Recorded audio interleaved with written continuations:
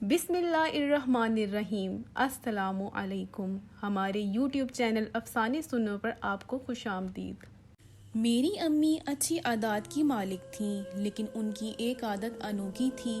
کوئی خیال دماغ میں بٹھا لیتی تو اس بات کی رٹ لگا دیتی تھی۔ ان کی اس عادت سے ہم سب گھر والے پریشان رہتے تھے۔ والدہ میری بڑی بہن قدسیہ سے بہت پیار کرتی تھی کہ وہ ان کی پہلوٹی کی اولاد تھی۔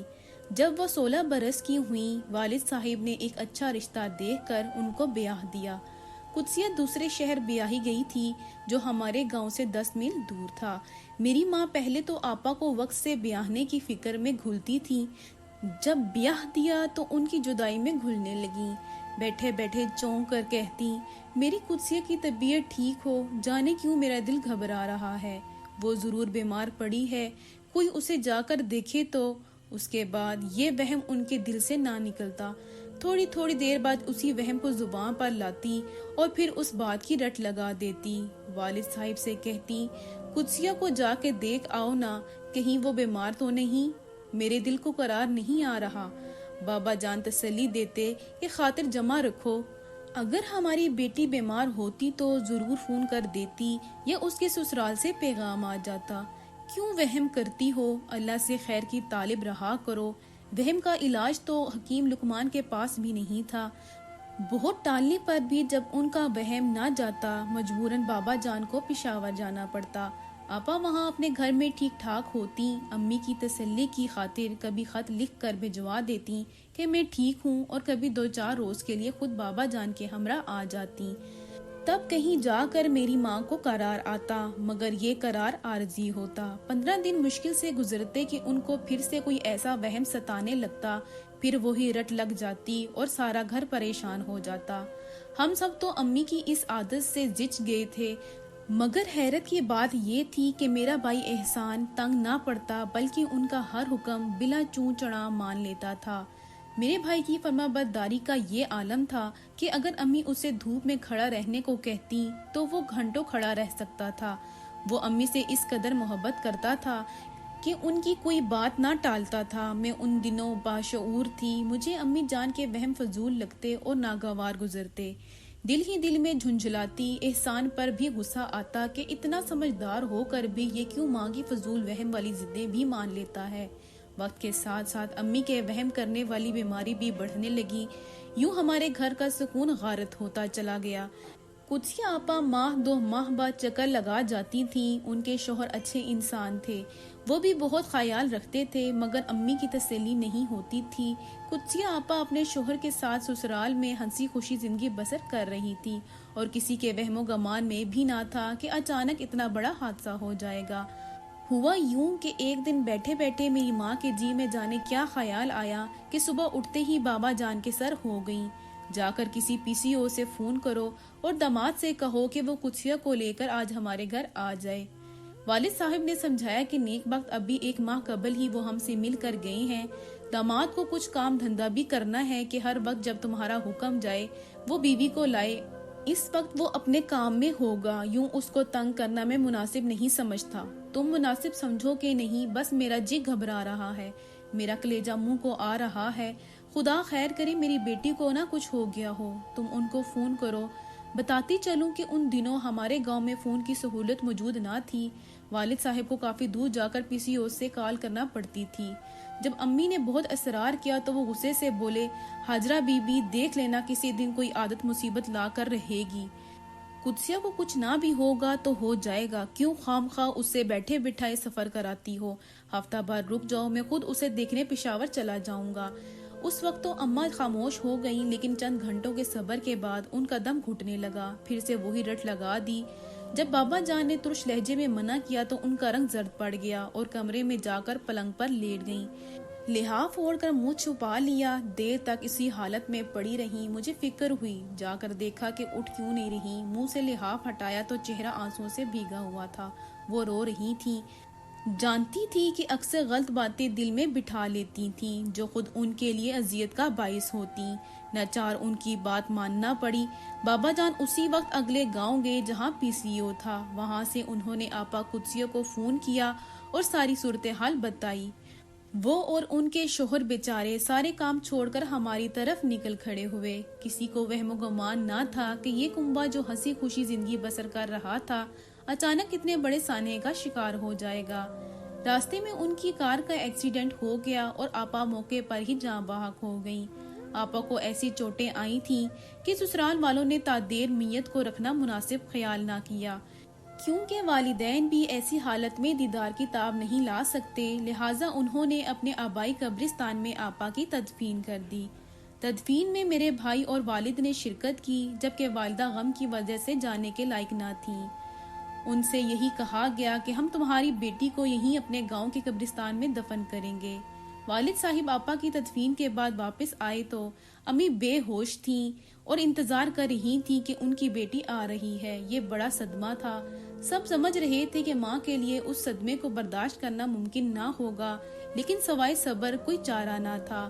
آپا کا آخری دیدار کرنے کی خواہش میری ماں کے دل کی چنگاری بن گئی۔ اچانک ہی ان کی طبیعت بگڑ گئی اور پھر وہی ایک ہی رٹ کہ تم قدسیہ کو کیوں نہیں لائے، جاؤ لے کر آؤ، میں نے اس کا آخری دیدار کرنا ہے، ورنہ مجھے کیوں کر صبر آئے گا۔ جب والد صاحب سے کہہ کر تھک گئیں اور کچھ نہ بنا تو پھر بھائی احسان کے پیچھے پڑ گئیں کہ تم میرے بیٹے ہو، میرا حکم بجا لاؤ، بہن کو پشاور سے لا کر یہاں دفناؤ کہ میں اس کی قبر پر فاتحہ تو پڑھ سکوں۔ بھائی بیچارے کی سمجھ میں نہ آتا تھا کہ کیا کرے۔ ادھر ماں بلک بلک کر یہی سوال کرتی، فریاد کرتی، روتی تھی۔ ان کی حالت دیکھی نہ جاتی تھی۔ مجھے بھی امی جان پر ترس آتا تھا، لیکن ہم اپنی دفنائی ہوئی بہن کو کہاں سے لاتے؟ اب ماں یہی رٹ لگا کر بے ہوش ہو جاتی کہ مجھے اپنی پیاری بیٹی کا آخری دیدار کرنا ہے۔ بابا جان ان کو سمجھاتے کہ یہ ممکن نہیں ہے، اس خیال کو دل سے نکال دو، اب تم آخری دیدار نہیں کر سکتی، یہ ایک ناممکن بات ہے۔ وہ کہتی، کیوں ناممکن ہے؟ میت کو تکلیف ہوگی اگر ہم اسے دوبارہ دفنانے کو قبر کشائی کریں گے، تم سمجھتی کیوں نہیں ہو؟ لاکھ بابا جان نے سمجھایا، تسلیاں دیں، مگر میری امی جان کو قرار تھا ہی نہیں۔ مولوی حضرات سے پوچھا، سب یہی کہتے کہ صبر کرو، اب قبر سے میت نکالنے کی غلطی مت کرنا، مگر امی جان کہاں صبر کر سکتی تھی؟ ان کے دماغ میں تو بس ایک ہی بات بیٹھ گئی تھی۔ آخرکار احسان نے ارادہ کر لیا کہ وہ ماں کی یہ خواہش ہر حال میں پوری کرے گا، ورنہ یہ روتے روتے پاگل ہو جائیں گی۔ ان کی وجہ سے سارے گھر کا چین سکون غارت تھا۔ ان دنوں سفر کی ایسی سہولتیں نہ تھیں۔ احسان نے اپنے ٹریکٹر سے ٹرالی لگائی اور سفر پر روانہ ہو گیا۔ وہ رات کے اندھیرے میں اس قبرستان گیا کہ جہاں آپا کی قبر تھی۔ وہ قبر کھودنے کے لیے پھاوڑا بھی لے گیا اور ساتھ ہمارا پرانا نوکر بھی تھا۔ جب وہ آپا کی قبر کھودنے لگا تو نوکر نے منع کیا، خان صاحب ابھی وقت ہے، سوچ لو، ایسی غلطی نہ کرو۔ لیکن احسان کو تو ماں کے دل کو راحت دینی مقصود تھی۔ اس نے بابا اجمل کی نہ سنی، کہا کہ تم کس بات سے ڈرتے ہو؟ میں تو نہیں ڈرتا۔ حالانکہ دل تو بھائی کا بھی کانپ رہا تھا، لیکن ماں کی خاطر قبر کھود لی اور میت کو ٹرالی میں رکھ کر خود بھی سوار ہو کر گھر کو روانہ ہو گئے۔ پہلے تو ٹریکٹر سٹارٹ نہ ہوا، اللہ اللہ کر کے سٹارٹ ہوا تو یہ اس کو ٹریکٹر پر لے آئے۔ آخرکار وہ رستے پر ہو لیا اور یہ اس کو گاؤں لے آئے۔ جب احسان بہن کی میت کو گاؤں لایا، کسی کو یقین نہ آتا تھا۔ نوکر کو آتے ہی بخار چڑھ گیا، وہ اپنے کوارٹر میں جا کر لیٹ گیا۔ سبھی نے کہا اسے قبرستان کی دہشت سے بخار ہو گیا ہے۔ مولوی صاحب کو بلایا، انہوں نے سخت برہمی کا اظہار کیا، یہ تم لوگوں نے کیا غضب کر دیا ہے، بہت برا کیا ہے، اب جلد از جلد اس میت کو دفناؤ، اس کی روح اذیت میں ہوگی۔ غرض گاؤں کے مولوی صاحب نے وعظ و نصیحت کی اور جلد از جلد میت کو دفنا دیا گیا۔ سب کی جان پر بنی تھی، مگر میری امی جان کو جیسے سکون آ گیا، کہتی، میری بیٹی میرے پاس آ گئی۔ گھر کے پچھواڑے قبر بنوائی، اب صبح شام بیٹی کی قبر پر بیٹھ کر تلاوت کرتی اور فاتحہ پڑھتی اور پھر آ کر کہتی، مجھے ایسا سکون آ جاتا ہے جیسے میں قدسیہ سے مل آئی ہوں، وہ اب روز میرے خواب میں آنے لگی ہے، تم لوگ اس کو میرے نزدیک جو لے آئے ہو۔ ماں کی خواہش پوری ہو گئی، لیکن اس کے بعد میرا بھائی ٹھیک نہ رہا، وہ روز بروز زرد ہوتا گیا، کسی پچھتاوے کی زد میں آ کر اندر ہی اندر گھلنے لگا، جیسے کوئی گھن لگ گیا ہو یا کوئی بری چیز اس سے چمٹ گئی ہو۔ وہ اب بیٹھے بیٹھے جھرجھریاں لینے لگتا تھا۔ سب آپا کی قبر پر جاتے، فاتحہ پڑھتے، لیکن احسان ان کی قبر پر جانے سے ڈرتا تھا۔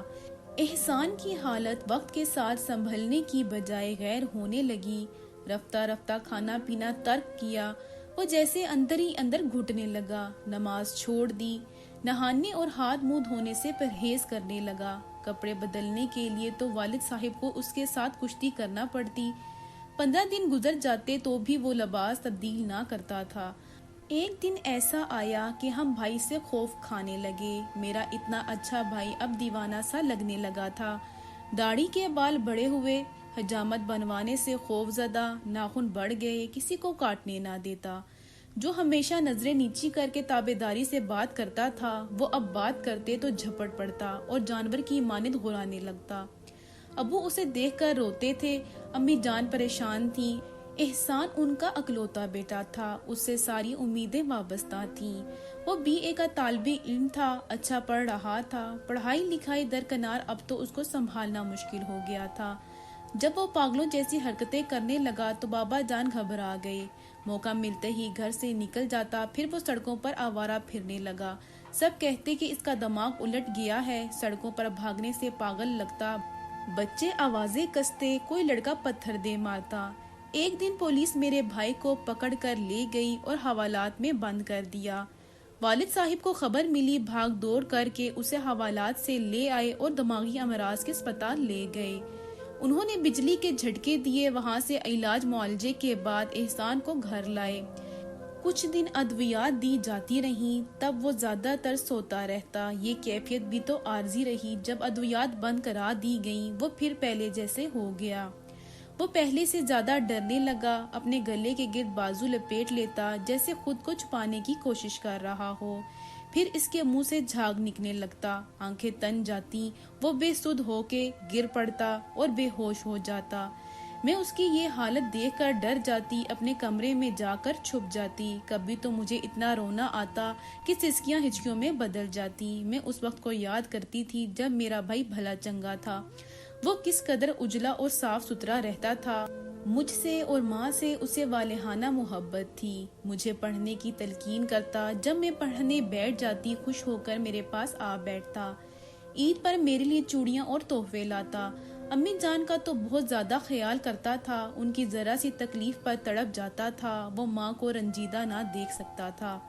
پہلے میرے والدین کو جوان سال بیٹی کی موت کا غم کھا رہا تھا، پھر ان کو یہ غم بھی بھول گیا، کیونکہ احسان کا غم اس سے بھی زیادہ تھا۔ سچ ہے، مرنے والوں کا غم بھلایا جا سکتا ہے، لیکن زندوں کا غم نہیں بھلایا جا سکتا۔ میرے والدین اب دن رات بیٹے کی دیکھ بھال میں لگے رہتے تھے، اپنے آپ کو بھی بھول گئے تھے۔ بھائی سخت بیمار تھا، کھانا نہ کھانے کی وجہ سے بے حد کمزور ہو گیا تھا، بالآخر بستر سے جا لگا۔ زبردستی کھانا منہ میں ڈالنے کی کوشش کرتے تو منہ نہ کھولتا۔ باہر نکل جانے کے خوف سے بابا جان اس کو کمرے میں بند کر کے تالا لگا کر رکھتے تھے۔ کچھ عرصہ اسی حالت میں رہنے کے بعد آخر کار وہ اللہ کو پیارا ہو گیا۔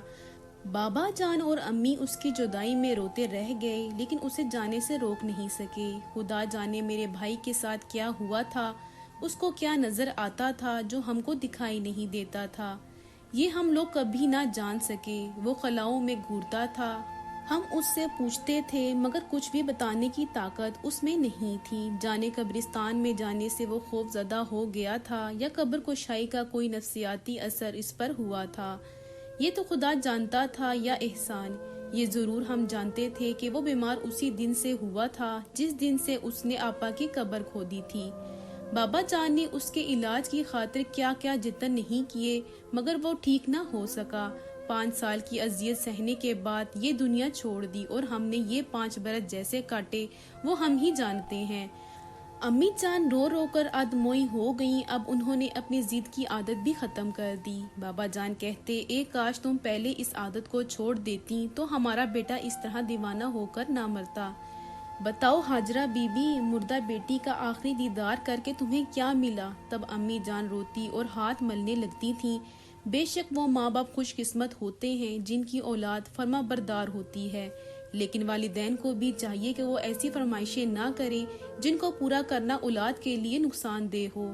یا اللہ تعالیٰ کی ناراضی آتی ہو۔ احسان بھائی کو آپا کی قبر کے پہلو میں دفنایا گیا۔ اب والدہ ایک قبر پر نہیں، گھر کے پچھواڑے 2 قبروں پر فاتحہ خوانی کرتی تھیں۔ آج اس واقعے کو بہت عرصہ بیت گیا ہے۔ بابا جان اور امی جان دونوں وفات پا چکے ہیں۔ آج جب میں اپنے بچوں کو یہ قصہ بتاتی ہوں تو وہ یقین نہیں کرتے۔ سننے والے بھی دم بخود رہ جاتے ہیں۔ احسان بھائی کے بارے میں سوچتے ہیں کہ کیا وہ نادان تھے جو ایسا قدم اٹھا لیا تھا، یا کوئی اولاد اتنی بھی ماں کی فرمانبردار ہو سکتی ہے کہ اسے اللہ کی رضا کا بھی خیال نہ رہے۔ اگر آپ کو آج کی کہانی پسند آئی ہے تو ویڈیو کو ضرور لائک کیجئے گا اور اپنے دوستوں کے ساتھ بھی شیئر کیجئے گا، اور ہاں، مزید ایسی ویڈیوز کے لیے میرے چینل کو سبسکرائب کریں۔ اگلی ویڈیو تک کے لیے مجھے اجازت دیں۔ اللہ حافظ۔